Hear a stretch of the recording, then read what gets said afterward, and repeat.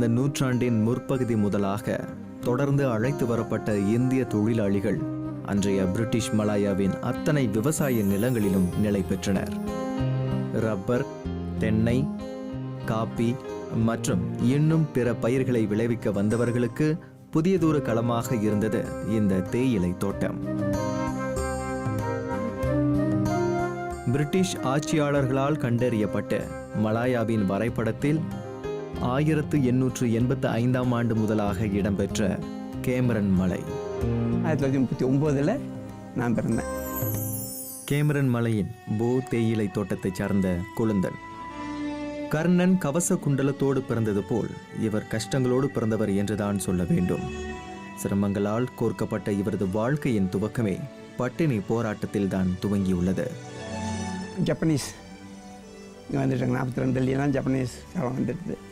அப்போ இங்கே சாப்பாட்டுக்கு கொஞ்சம் கஷ்டமாக போச்சு. அப்போ இங்கே உள்ள எஸ்டேட்டில் உள்ள வெள்ளைக்காரங்கெல்லாம் எல்லாமே போயிட்டாங்க, மேனேஜர்ஸ் எல்லாமே போயிட்டாங்க. அப்போ அந்த நேரத்தில் சொந்தமாக எல்லாம் தேலையெல்லாம் வெட்டி கிழங்கு, மரவள்ளி கிழங்கு, குச்சி கிழங்கு இது எல்லாம் போட்டு சேமங்கிழங்குன்னு சேம்பு இருக்குது அதுவும் போட்டு சொந்தமாக பயிர் பண்ணி அதான் உணவு. கேவரு இந்த ரோடெல்லாம் கேவரு போட்டு குத்தி எல்லாம் எடுப்பாங்க. ஆங்கிலேயர்கள் மறுபடியும் ஆட்சியை பிடித்த பிறகே இவர்களுக்கு வாழ்வாதார நம்பிக்கை வந்துள்ளது. இந்தியர்களின் வருகையும் அங்கே அதிகமாகியுள்ளது. அப்போ ஆளெல்லாம் ரொம்ப குறைஞ்ச பிற்பாடு எஸ்டேட் வந்து இந்தியாவிலிருந்து நிறைய தொழிலாளர்களை வரவழைச்சிது. 1950, 51 அந்த இதில் அப்போ அவங்க அந்த இதில் வரும்பொழுது ரொம்ப பேர் இங்கெல்லாம் வந்தாங்க. எஸ்டேட்டில் போகுதுங்கிற அளவுக்கு தொழிலாளிங்க வந்து சேர்ந்தாங்க.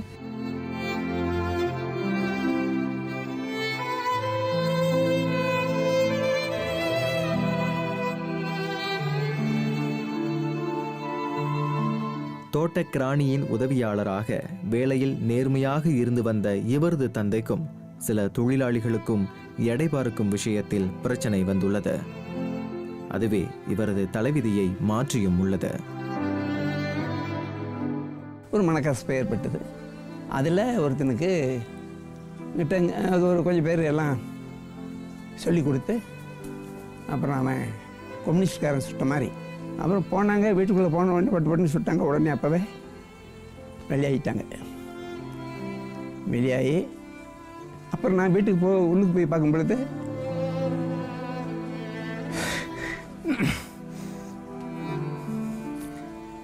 எங்கள் தகப்பனார் வந்து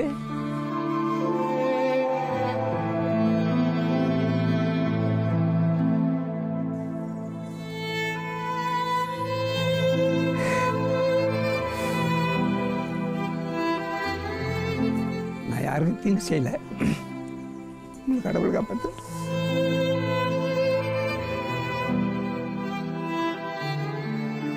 தங்கையோடும் தாயோடும் இவருக்கு போராட்டம் துவங்கியது. ஆதரவு வேண்டி தாயகம் திரும்பும் ஆர்வமும் எழுந்துள்ளது. அப்புறம் இவங்க ஊருக்கு போனோம். தர்மநாடில் தான் போனோம். இருந்து தர்மநாடில் போகும்பொழுது அப்புறம் ரஜுலா கப்பல், இந்த ரஜுலா கப்பல் தான் அங்கே போயிட்டு அங்கே இறங்கி ஆவு டிப்போவுக்கு போனோம். டிப்போ 1.5 மைல் நடக்கணும். அந்த வெயிலில், கடுமையான வெயில். இப்போ எப்படி சிலோன அகதிகள் வந்தாங்களோ அந்த அகதியில் எங்கள் தாயார் சொன்னாங்க, என்னால் முடியலையே அப்படின்ட்டு நம்ம மலாயாவுக்கு போகலாம் அப்படின்னு நான் சொன்ன உடனே அவங்க சரி போகலான்ட்டு நாங்கள் ஏற்பாடு பண்ணிட்டோம். இந்த தேயிலை தோட்டம்தான் இனி நம் வாழ்க்கை என தாய் தீர்மானிக்க ஏழ்மையின் ஆதிக்கத்தினூடே கல்வி என்பது மறக்கப்பட்டு இவர் வருமானத்தை பெருக்க தலைப்பட்டார்.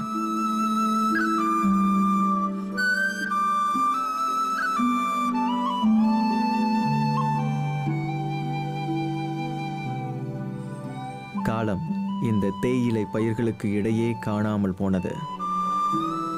இவர் இளைஞராக மாறிய போது ஜீவன போராட்டங்களும் அதிகமாயின. குழந்தை எடுத்துக்கிட்டு நம்ம வாழ்க்கையை எங்கள் குடும்பத்தை காப்பாற்ற முடியாது அப்படின்னு டிரைவர் வேலை பழகினேன். டிரைவர் வேலை பழகிறதுக்கு கிளானுக்கு போனோம். எங்கே ஆளை காணோம். கிளைங்கள டிரைவர் போய்கிட்டு இருக்கேண்ணா, அதான் இங்கே வர்றதுக்கு நேரம் இல்லைண்ணா. கிளாங்கில் டிரைவர் வேலையா? ஆமாண்ணே. அந்த வேலை தான் இங்கே இருக்க. இங்கே என்ன வேலைண்ணே? பிஸ்தரி மேனேஜருக்கு டிரைவர் வேலை. ஆமாவா? போறியா? மேனேஜருக்கு டிரைவராக ஓட்டிக்கிட்டு இருந்தேன். அப்புறம் அதில் சம்பளம் குறவு, 80-90 தான் கிடைக்கும். அப்புறம் இதை வச்சுக்கிட்டு நம்ம என்ன செய்ய முடியும்? அப்போ எங்கள் அம்மா வந்து இங்கே இந்த வெளிநாட்டு வேலை செய்வாங்க. வெளிநாட்டு வேலை செஞ்சாங்கன்னா அவங்களுக்கு ஒரு 60 வெள்ளி தான் கிடைக்கும். ஏன் அங்கே உட்காந்துருக்கீங்க? என்னம்மா பண்ணுறது, என்னத்தான் டிரைவர் வேலை பார்த்தாலும் சம்பளம் பற்ற மாட்டேங்குதுமா. நம்ம நிலமை அந்த மாதிரி இருக்கியா, வேற என்னதான் நம்ம செய்யறது? அம்மா, மாடு வாங்கி போட்டா பார்த்துக்கிறீங்களா? மாடா? வருமானம் வேணும்னா அதெல்லாம் செஞ்சு தான் ஆகணும் ஐயா. சரியா, நீங்கள் வாங்குங்க, நான் பார்த்துக்கிறேன் ஐயா. மாடு வாங்கணும். மாடு வாங்கி இங்கே கொஞ்ச நாள் மாடு எல்லாம் வச்சு நடத்திட்டு இருந்தோம். அதில் ஒரு காளையெல்லாம் பெரிய காளை. அந்த காளையை பார்க்குறதுக்கு தாப்பாவிலேருந்து இங்கே வருவாங்க. 1000 வெள்ளிக்கு அந்த காலத்துலேயே நான் வைத்தேன். பகுதி நேர வருமானத்திற்காக மேற்கொண்ட கால்நடை வளர்ப்பும் விவசாயமும் குடும்பத்தின் அடிப்படை தேவைகளுக்கே பற்றாக்குறையாக இருக்க கவனம் வேறு பக்கம் திரும்பியது. இந்த தோட்டம் ஒன்று கொஞ்சம் விரிவாக்கணும் அப்படின்னு சொன்னாங்க. அப்போ நான் கேட்டிருந்தேன், நான் என்னால் செய்ய முடியும், எனக்கு இந்த வேலையெல்லாம் தெரியும், நான் செய்ய முடியும்னு சொன்னேன். அப்போ அவர் அது வந்து கொண்டு கொடுத்தாங்க. நான் போய் அந்த காடெல்லாம் வெட்டி சுத்தப்படுத்தி கன்று நட்டு கொடுத்துருக்கணும். கன்று நட்டு தேலை பறிக்கிற அளவுக்கு அந்த காட்டை சுத்தப்படுத்தி கொடுக்கணும். ஒப்பந்த தொழில் ஓரளவு வருமானம் தர தாயின் வற்புறுத்தலின் பேரில் திருமணத்திற்கும் தயாரானார். தாயார் கல்யாணம் பண்ணிக்கணும்னு சொன்னதுனால இந்த ஊர்லேயே வேறு ஒரு பொண்ணெல்லாம் பார்த்து பல பொண்ணுங்கள் வந்தாங்க. அப்புறம் ஒரு பொண்ணு பிடிச்சிருந்துட்டு அதை போய் பார்க்க போயிருந்தேன். பார்த்துட்டு வீட்டுக்கு வந்தேன்.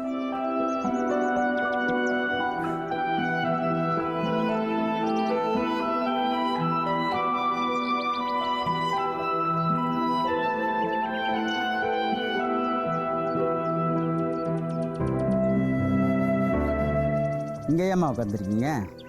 உனக்காக தான் ஐயா காத்திருக்கேன். ஏம்மா, என்னாச்சு? ஊர்லேருந்து செய்தி வந்திருக்கியா? உங்கள் மாமா இறந்துட்டாரா ஐயா? மாமா இறந்துட்டாரா?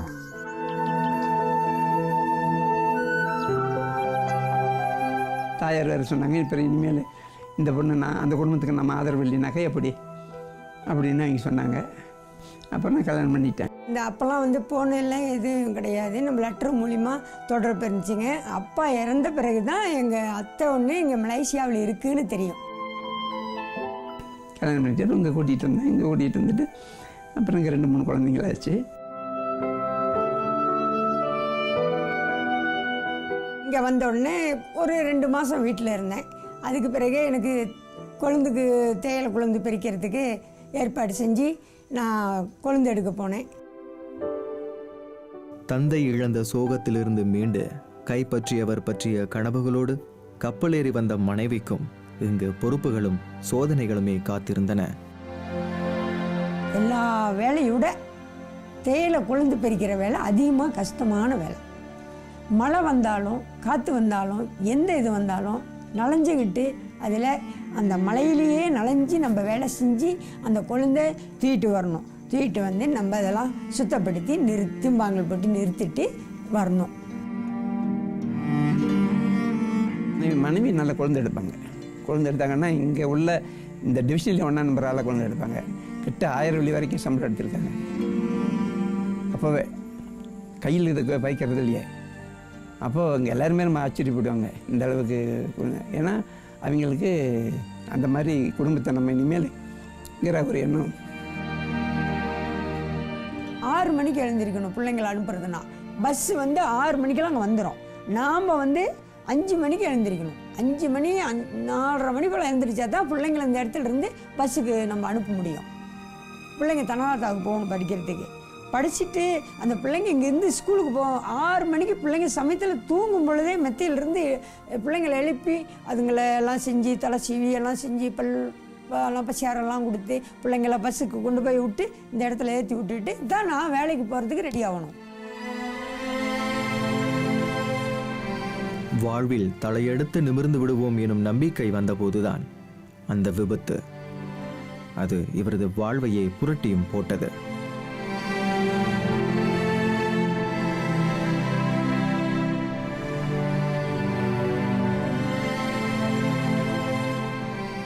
ஒரு 25 ஏக்கர் கொண்ட்ராக்ட் எனக்கு கொடுத்துருந்தாங்க. நான் அந்த காடெல்லாம் அழைச்சிட்டு சுத்தப்படுத்தி கன்று நட்டு கொடுக்கறதே என்னுடைய வேலை. இந்த கன்று மேலே கொண்டுட்டு போகணும், மேட்டுக்கு மேலே விறகு இருந்தது. அந்த விறகு ஒரு கம்பியிலையும் இந்த கன்று ஒரு கம்பியிலையும் அப்போ டபுள் ஒயரு இருக்கும். அப்போ இதில் வந்து டபுள் ஒயரு பூட்டிட்டு ஒன்றில் விறகு வரும், ஒன்றில் கண்ணுங்கிருந்து மேலே போகும். அதில் மேலே அந்த விறகு வெயிட் கூடுன உடனே ரொம்ப ஸ்பீட் எடுத்த உடனே அங்கேருந்து வேகமாக வந்த உடனே பக்கத்துலலாம் ஒரு 20 ஆள் என்னன்னாங்க பிள்ளைங்கள்லாம் சேர்ந்து எல்லாம் வேலை செய்கிற பிள்ளைங்க எல்லாத்தையும் ஓட சொல்லிட்டேன். நான் பக்கத்தில் இருந்துக்கிட்டு என்ன நடந்தது, எதனால இந்த தப்பு வந்தது அப்படின்னு நினச்சி இப்படி திரும்பும் பொழுது இந்த கை மாட்டிட்டு.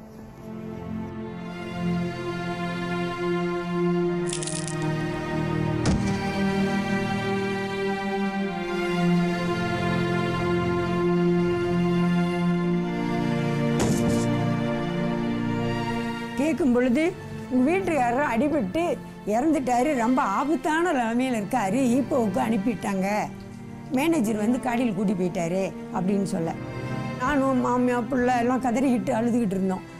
அழுதுகிட்டு இருக்கும் பொழுது இந்த எஸ்டேட் ஜனங்க அத்தனை ஜனங்களும் நம்ம வீட்டுக்கு வந்துட்டாங்க. என்ன ஏதாவது ஒருத்தர் சொல்கிறாங்க உயிரே போயிடுச்சுன்னு, ஒருத்தர் சொல்கிறாங்க கையே போயிடுச்சுன்னு, பலவிதமாக பேசுகிறாங்க. எங்களால் ஏற்றுக்கவே முடியல அதை.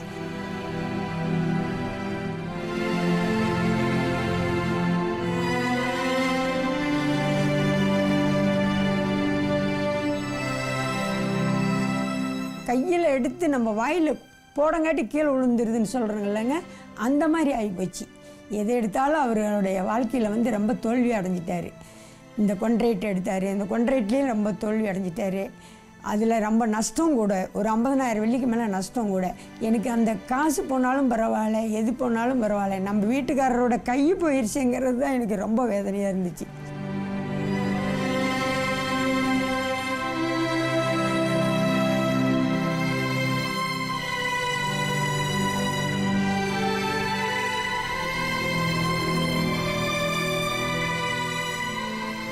அதாவது இந்த கை அடிபட்ட பிற்பாடு நான் செய்த வேலை பூராவும் அப்புறம் அவங்க செய்ய வேண்டியதாக போச்சு அந்த இடத்துல.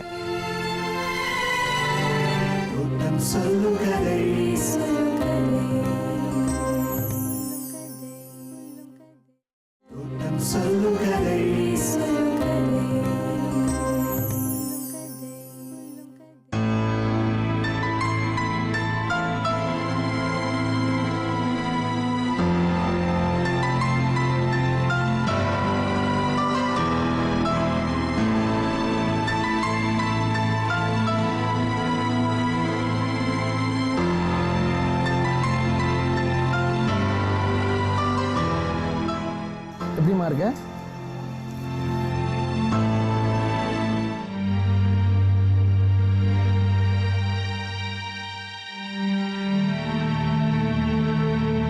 மேனேஜர்கிட்ட பேசிட்டேன், அவரும் சரின்னு சொல்லிட்டாரு. எவ்வளோ நாள் வேணுமான்னு இந்த ஸ்டேட்டே இருக்கலாம், இதே வீட்லேயும் இருக்கலாம். என்ன சொல்கிற?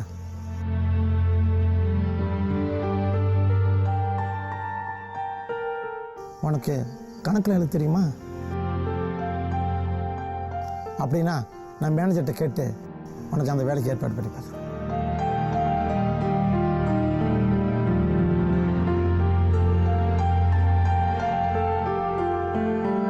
அவர் அடிபட்ட பிறகு கை போன பிறகு எனக்கு வந்து ரொம்ப கஷ்டமாக போச்சு.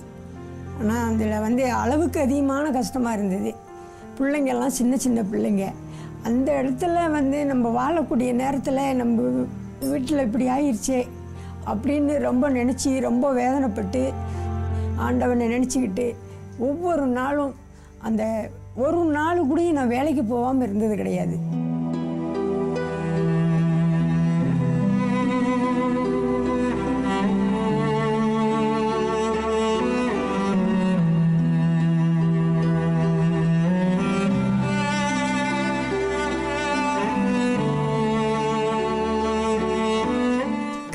போன பிற்பாடு எங்கள் வாழ்க்கை அரை வாழ்க்கையாக போச்சு.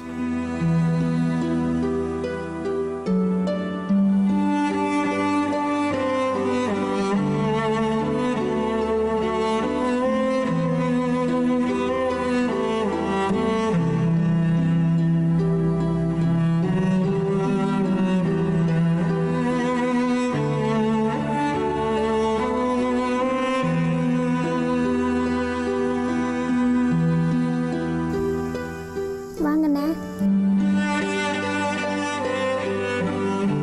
சரிம்மா, நான் ஊருக்கு போகிறேன், அப்படியே உங்கள் வீட்டுக்கும் போவேன். எதுவும் சொல்லணுமா?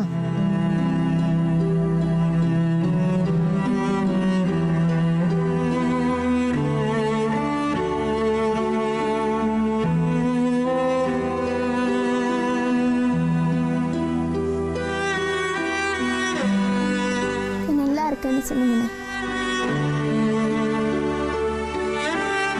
நம்ம ஒரு ஆணுக்கு ஆனால் நம்ம வீட்டுக்காரருடைய இதை வந்து நம்ம காப்பாற்றணும். நம்ம அதை எடுத்து நம்ம பிள்ளைங்களை நல்ல முறையாக வாழ்க்கையில் படிக்க வச்சு முன்னுக்கு கொண்டு வர வழியை பார்க்கணும் அப்படிங்கிறத நினச்சி அதே தான் 24 மணி நேரமும் நம்ம தூங்கும் பொழுது கூட அந்த நினைப்பு எனக்கு ஓடிக்கிட்டே இருக்கும்.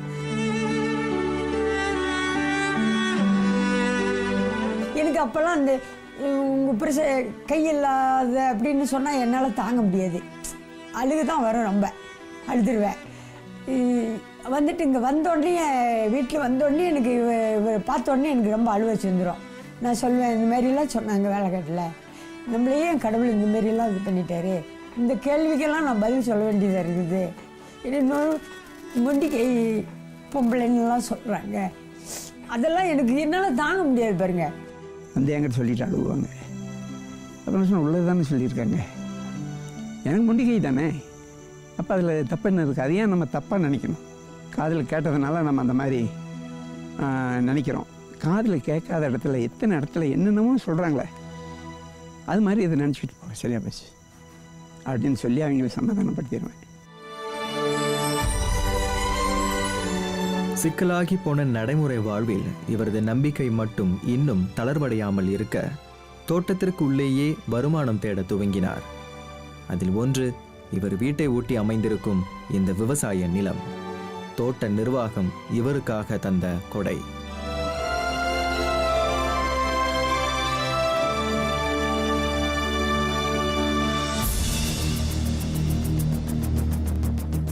வருமானத்திற்கு மற்றுமொரு களமாக இவருக்கு இருந்த ஒன்று இன்றும் அடையாளமாக வைக்கப்பட்டிருக்கும் இந்த திரையரங்கில் ஆப்ரேட்டர் பணி.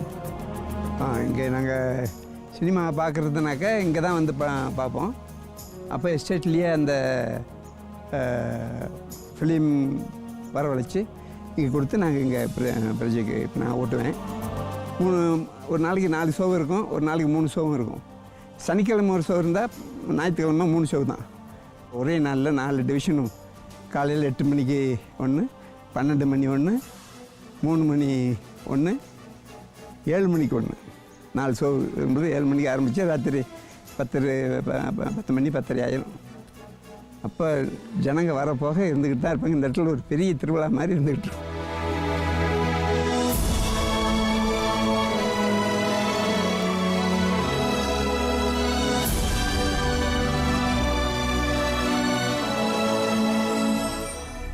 இத்திரையரங்கை ஒட்டியிருக்கும் ஆலயத்தின் அம்மனே இந்த தோட்ட மக்களின் காவல் தெய்வம்.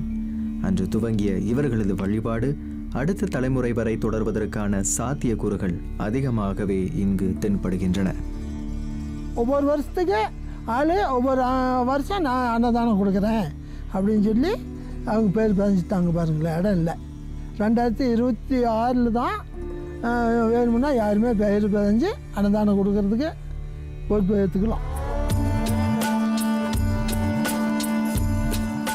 குடும்ப செலவுகளோடு மருத்துவ செலவுகளும் அதிகரிக்க வருமானம் தேடி தோட்டத்திற்கு வெளியே சென்ற குழுந்தன் சுவரில் அடித்த பந்து போல் திரும்பவும் தஞ்சம் அடைந்தது இந்த தோட்டத்திற்குள் தான்.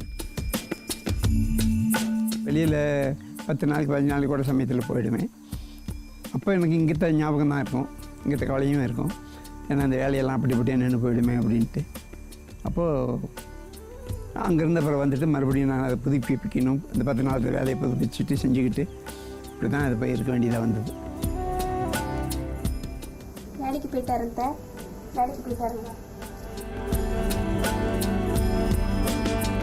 நானும் வேலைக்கு போகிறேன்றேன், நீ தான் கேட்க மாட்டேற. வேண்டாம்மா, நீங்கள் பிள்ளையே பார்த்துங்க. ஏன் இப்படி சொல்கிற? நானும் வேலைக்கு போனாலும் அதில் கொஞ்சம் வருமானம் பார்க்கலாம்ல. வேணாம்மா, நாய் கொட்டல் அந்தமாரி என் பிள்ளைங்களும் இருக்க வேண்டாம்மா.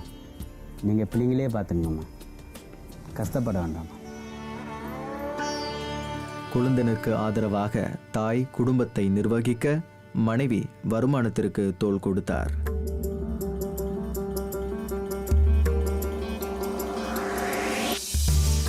குடும்பம் முழுமையை நோக்கி முன்னேறியது. குழந்தைகள் ஆளாகி அவரவர் பாதைகளில் பயணிக்க துவங்கினர். தம்பதிகள் மட்டும் இங்கேயே நிலை கொண்டனர். தேயிலை தோட்டம் நவீன விவசாயத்திற்கு மாற கொழுந்தனும் தன்னை அதற்கேற்றாற்போல் மாற்றிக்கொண்டார். தொடர்ந்து இருந்தன இவருக்கான வேலைகள். இதுதான் ஏர்போர்ட்டு. முந்தி கீழே இருந்து ஜனங்க தூக்கிட்டு வருவாங்க, வேலையாளுங்க மூட்டையை தூக்கிட்டு வருவாங்க. ரொம்ப வர ஜனங்க அதை சரியாக செய்யாதனால எஸ்டேட்டில் பார்த்தாங்க, ரொம்ப நஷ்டத்தை உண்டு பண்ணுறாங்க அப்படின்னா அவங்க இங்கே ஏர்போர்ட்டு செஞ்சாங்க. அதுக்கு பிற்பாடு இப்போல்லாம் பிளேனில் வந்து தான் உரம் போடுறது. கொழுந்தன் தனது வாழ்வில் கற்றுக்கொண்ட பாடங்களில் எல்லோருக்கும் பொதுவான ஒன்றாக கூறுவது இந்த அனுபவத்தை தான். யார் வந்து கேட்டாங்கன்னா அந்த இல்லைங்கிற காசு இல்லை போப்பா அப்படின்னு சொல்கிற மாதிரி உள்ள மனப்பக்குவம் எனக்கு இல்லை. எதை கொடுப்பேன் எப்போன்னா ஒரு மாதத்தில் கொடுத்துருவேன், ஒரு வாரத்தில் கொடுத்துருவேன் அப்படிம்பாங்க. அது ஒரு மாதம், ஒரு வருஷம், 10 வருஷம் கூட ஆகிருக்கு. அப்போது நம்மளுடைய தேவைக்கு நம்ம பணம் நமக்கே உதவாத போயிடும். அங்கே தான் நம்ம செய்கிற முதல் பெரிய தப்பு. அதனால் நான் இது எனக்கு என்னுடைய அனுபவத்தோடு சொல்கிறேன். நம்மளுடைய தேவைக்கு வச்சுக்கிட்டு தான் நம்ம மீதி செய்யணும். அது அவங்களுக்கு இல்லைன்னு சொல்லிட்டாலும் கரும்பு இப்போ போய் அந்த வாங்கின இடத்துல அவனுக்கு எனக்கு வருத்தம் வருது. அதே வருத்தம் முந்தைய வந்திருந்தாலும் நமக்கு நஷ்டம் இல்லை, இப்போ நஷ்டத்தோட வருத்தம். இது தேவையில்லாத ஒரு சங்கதி அப்படிங்கிறது நான் உணர்றேன்.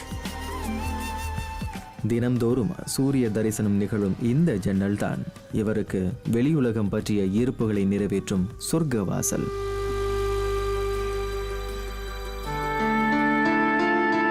இந்த தேயிலை தோட்டத்தின் 70 வருட வரலாற்றை தனது வாழ்வோடு பிணைத்து கொண்ட கொழுந்தன் இங்குள்ளவர்களுக்கு ஒரு சகாப்தமே.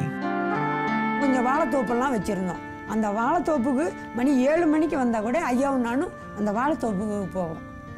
அது ஒரு செலவுக்கு, இந்த பிள்ளைங்களுக்கு படிப்பு செலவுக்காவது ஆகும், பஸ்ஸு காசுனாலும் கொடுக்கலாம். தான் பட்ட கஷ்டமும் நஷ்டமும் தன்னோடு போக வேண்டும் என்ற வைராக்கியத்தில் தனது அடுத்த தலைமுறை தலைநிமிர்ந்து வாழ தன்னால் என்ற அனைத்தையும் செய்த இவரின் எதிர்பார்ப்பு வீணாகவில்லை. 3 பிள்ளைகளில் 2 பெண் பிள்ளைகள் பட்டதாரிகள். ஆண்மகன் இதே கேமரன் மலையில் விவசாய தொழிலில் ஈடுபட்டுள்ளார்.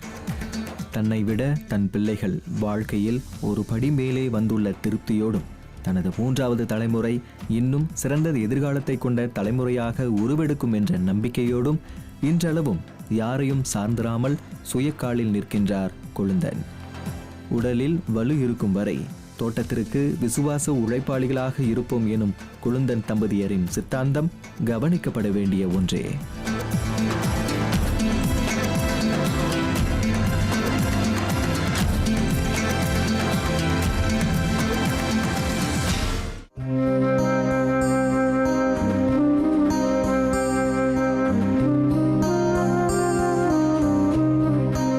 போராடினால் உண்டு வாழ்வு என்பதை ஆதார வித்தாக கொண்டு தங்களையே விருட்சமாக வளர்த்து கொண்டு தலை நிமிர்ந்துள்ள இந்த தோட்டம் தந்த மனிதர்கள் வரும் தலைமுறைக்கு வரலாறாக இருக்கட்டும். இவர்களது கதைகளும் வளரும் வாரிசுகளுக்கு பாடங்களாக அமையட்டும்.